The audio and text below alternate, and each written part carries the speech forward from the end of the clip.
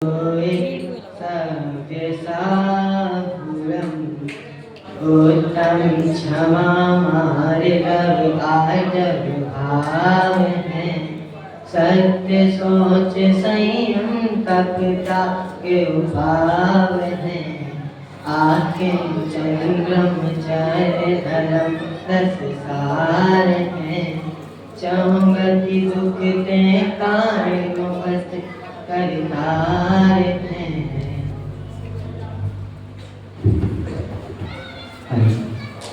उत्तम आर्जव धर्म। क्षमा और माधव के समान ही आर्जव भी आत्मा का स्वभाव है। आर्जव स्वभाविक आत्मा के आश्रय से आत्मा में छल कपट मायाचार के अभाव रूप शांति स्वरूप जो पर्याय प्रकट होती है उसे आर्जव कहते हैं।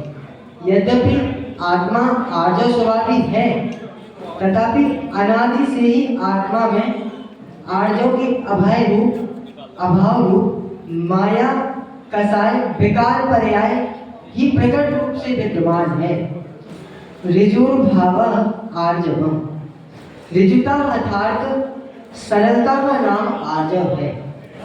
आर्जव के साथ लगा उत्तम शब्द सम्यक दर्शन की सत्ता का सूचक है। सम्यक दर्शन के साथ होने वाली सरलता ही उत्तम आर्जव धर्म है। उत्तम आर्जव अर्थात सम्यक दर्शन सहित वितरागी सरलता। मायाचारी व्यक्ति अपने सब कार्य मायाचार से ही सिद्ध करना चाहता है। वह यह नहीं समझता कि काठ की हानि दो बार नहीं चढ़ती। एक बार मायाचार प्रकट हो गया तो उस पर से विश्वास उठ जाता है। जैसे कि काठ की हानि है जो वो एक बार चढ़ गई तो वह दूसरी बार नहीं चढ़ेगी। इसी प्रकार मायाचार एक बार प्रकट हो गया तो मायाचार उससे मतलब उस व्यक्ति पर से उसका विश्वास उठ जाता है। धोखाधड़ी से कभी कभी और किसी को ही ठगा जा सकता है और सदा नहीं और सबको भी नहीं। यहाँ ध्यान देने योग्य बात यह है कि लौकिक कार्यों की सिद्धि मायाचार से नहीं पुण्योदय से होती है और पारलौकिक कार्य की सिद्धि में पांचों समवायों के साथ पुरुषार्थ प्रधान होता है। यहाँ उदाहरण आता है विद्यार्थी का। एक कक्षा में दो विद्यार्थी थे। विद्यार्थी तो बहुत सारे थे लेकिन दो विद्यार्थियों के बीच कुछ वार्तालाप होता है। एक विद्यार्थी ने दूसरे विद्यार्थी से पूछा कि भाई तुम इस विषय का ये चैप्टर याद करके आए हो?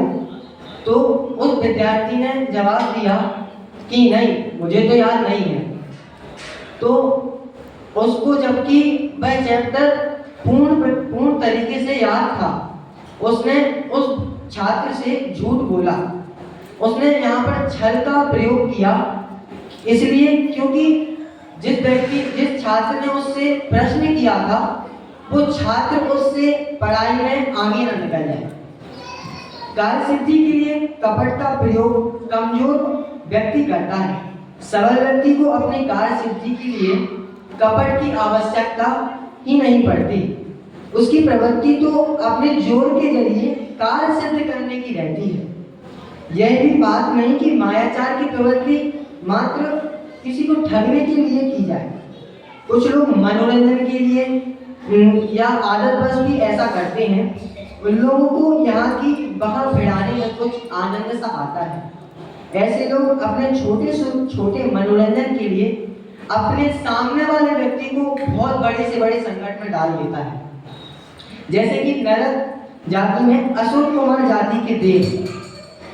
आजकल सभ्यता के नाम पर भी बहुत सा मायाचार चलता है। बिना लाग लपटे कही गई सच्ची बात तो लोग सुनना भी पसंद नहीं करते। यह भी एक कारण है कि लोग अपने भाव सीधे रूप में प्रकट ना कर एडिटेड रूप में व्यक्त करते हैं। सभ्यता के विकास ने आदमी को बहुत कुछ मिठभोला बना दिया है। आज के आदमी के लिए ऊपर से चिकनी चुपड़ी बातें करना और अंदर से काट करना एक साधारण सी बात हो गई है। वह यह नहीं समझता कि यह मायाचारी दूसरों के लिए ही नहीं, स्वयं के लिए भी बहुत खतरनाक साबित हो सकती है। उसके सुख चैन को भंग कर सकती है। भंग क्या कर सकती है? किए रहती है। मायाचारी सदा सत्संग बना रहता है, क्योंकि उसने जो दुरंगी नीति चलाई है उसे वह प्रकट हो जाने का भय उसे सदा बना रहता है। चल कभी ना कभी प्रकट होता ही है। उसकी गुप्तता बनाए रखना अपने आप में असंभव नहीं तो कठिन काम अवश्य है। वह सदा उसी में उछला रहता है। वह हमेशा भ्रांत भी बना रहता है। उसे यह भय सदा बना रहता है कि कपट खुल जाने पर उसकी बहुत बुरी हालत होगी, वह महान कष्ट में पड़ जाएगा। बलवानों के साथ किया गया कपट व्यवहार खुलने पर बहुत खतरनाक साबित होता है। खतरा तो कपट खुलने पर होता है, पर खतरे की आशंका से कपटी सदा भी भ्रांत रहता है। सशंकित और भ्रांत व्यक्ति कभी भी निराकुल नहीं हो सकता। उसका चित्त निरंतर आकुल, व्याकुल और अशांत रहता है। अशांत चित्त व्यक्ति कोई भी कार्य सही रूप में एवं सफलतापूर्वक नहीं कर सकता। फिर धर्म की साधना और आत्मा की आराधना तो बहुत दूर की बातें हैं।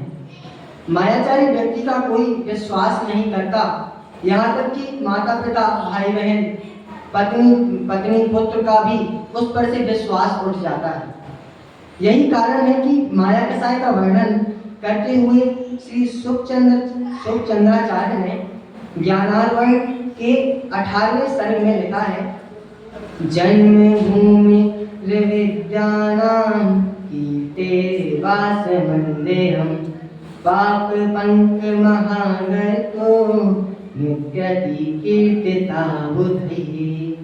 बुद्धिमान लोग कहते हैं कि माया को इस प्रकार जानो कि वह अविद्या की जन्मभूमि, अपयश का घर, पाप रूपी कीचड़ का बड़ा भारी गड्ढा, मुक्ति द्वार की अर्गला, नरक रूपी घर का द्वार और शील रूपी सार वृक्ष के वन को जलाने के लिए अग्नि है। माया कसाय के अभाव का नाम ही आर्जव धर्म है। आर्जव धर्म और माया कसाय की चर्चा जब भी चलती है तब उसे मन वचन काय के माध्यम से ही समझाया जाता है। कहा जाता है कि मन वचन और काय की एक रूपता ही आर्जव धर्म है और इनकी विरूपता ही आर्जव धर्म की विरोधी माया कसाय है।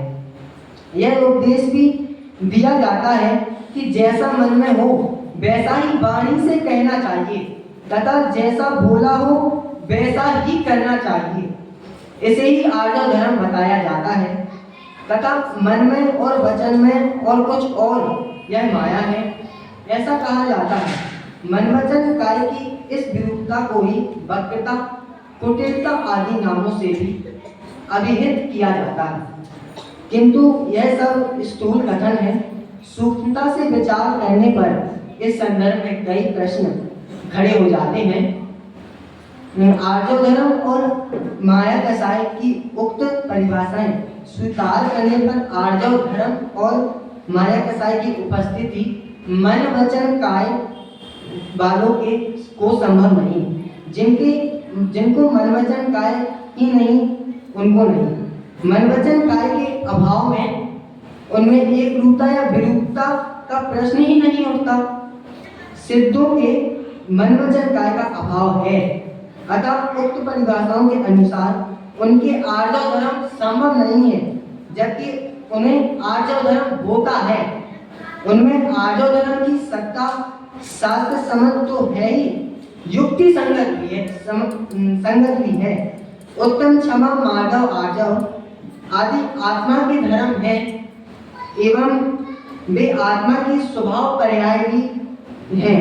उनका संपूर्ण धर्मों एवं संपूर्ण स्वभाव पर्यायों से युक्त सिद्धि जीवों में पाया जाना अवश्यमाभी है, क्योंकि संपूर्ण शुद्धता का नाम ही सिद्ध पर्याय है।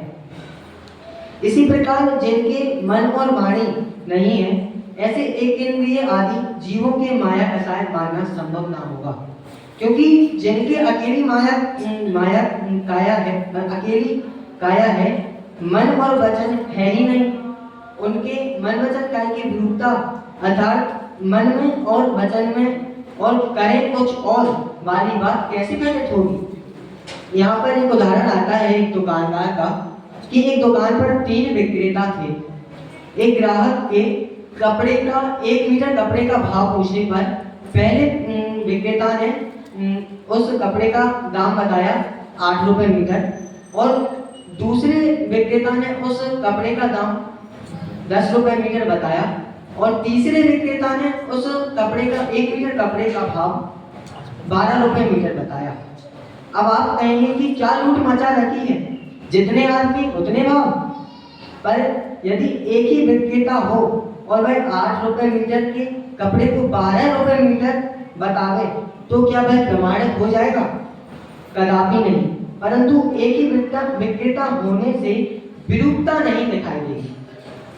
एक में विरूपता कैसी? विरूपता तो अनेक में ही संभव है।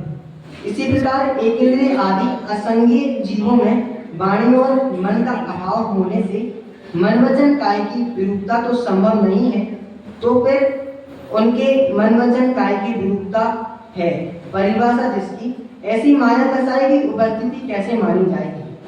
माया कसाय के अभाव में उनके आर्जव धर्म मानना होगा, जो कि असंभव है, क्योंकि शास्त्रों में ऐसा स्पष्ट उल्लेख है कि एक इंद्रिय के ही एक इंद्रिय से असैनी पंचेंद्रिय तक सभी जीवों के चारों कसाय होती हैं, भले ही उनका प्रकट रूप दिखाई ना दे। दूसरे मन वचन काय की एक रूपता उल्टी भी तो हो सकती है।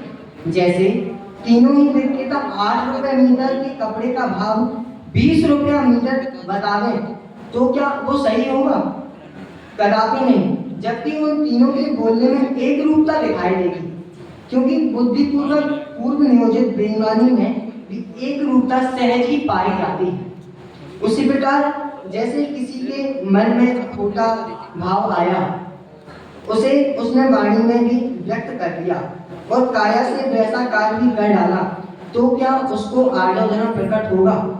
फिर तो आर्जव धर्म प्राप्त करने के लिए मन में आए प्रत्येक खोटे भाव को वाणी में लाना और क्रियात्मक रूप से देना अनिवार्य हो जाएगा, जो कि किसी भी स्थिति में इष्ट नहीं हो सकता।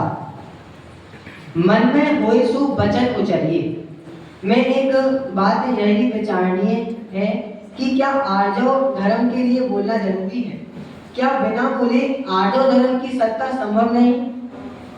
जो भावलिंगी संत मौन व्रत के धारी हैं, क्या उनको आर्जव धर्म नहीं है? बाहुबली दीक्षा लेने के बाद 1 वर्ष तक ध्यानस्थ खड़े रहे, कुछ बोले ही नहीं, तो क्या उनके आर्जव धर्म नहीं था? था, अवश्य था। तो फिर आर्जव धर्म होने के लिए बोलना जरूरी नहीं रहा। यदि जैसा मन में है वैसा ही बोल दें तो क्या आर्जव धर्म हो जाएगा? नहीं, क्योंकि इस प्रकार तो फिर विकृत मन और विकृत वाणी वाला अर्धविक्षिप्त व्यक्ति आर्जव धर्म का धनी हो जाएगा, क्योंकि उसके मन में जो आता वह भी बोल देता है। आर्जव धर्म और माया कसाय ये दोनों ही जीवों के भाव हैं एवं मन वचन काय उद्गल की अवस्थाएं हैं। आर्जव धर्म आत्मा का स्वभाव एवं स्वभाव भाव है तथा माया कसाय आत्मा का विभाव भाव है। स्वभाव और विभाव में भी पर निमित्त मात्र ही होता है। निमित्त भी कर्मोदय तथा अन्य बाह्य पदार्थ होंगे, मन वचन काय नहीं। अतः मन वचन काय से आर्जव धर्म और माया कसाय के उत्पन्न होने का कोई प्रश्न ही नहीं उठता। अब हम यहाँ पर अपना एक उदाहरण लेके अपनी बात को पूरा करेंगे। आजकल सभी लोग तो नहीं कह सकते, लेकिन कुछ लोग तो हैं जो इंजीनियर हैं, डॉक्टर हैं, शिक्षक हैं।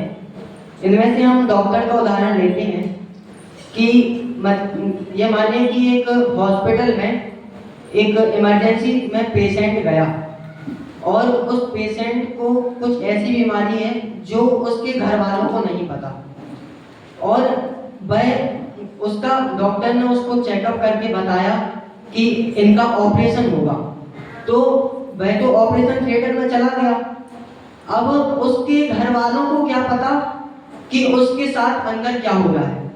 डॉक्टर अगर उसकी किडनी निकाल ले और क्षण मात्र पैसों के लिए उसकी किडनी को बेच दे, तो क्या उसके घर वालों को पता चलेगा? यही यहाँ पर उस डॉक्टर ने इतनी मतलब किंचित मात्र छल का प्रयोग करके उसके घर वालों को बेवकूफ बनाया। यहाँ पर हम यही समझते हैं कि मायाचारी व्यक्ति को जो मायाचारी करता है वह अपने सामने वाले व्यक्ति को इतने बड़े संकट में डाल देता है, वो बड़े से बड़े संकट में डाल देता है। अब हम यहाँ पर समझते हैं कि आर्जव धर्म से हमें क्या सीखने को मिलता है कि आर्जव धर्म हमें अपनी आत्मा से छल कपट को नष्ट करना चाहिए और हमें मायाचारी ना करके और अपने सामने वाले व्यक्ति को भी कष्ट ना पहुंचाकर अपनी आत्मा का कल्याण करना चाहिए और मुक्ति के मार्ग पर जाना चाहिए। इसी मंगल भावना से मैं अपनी वाणी को विराम देता हूं।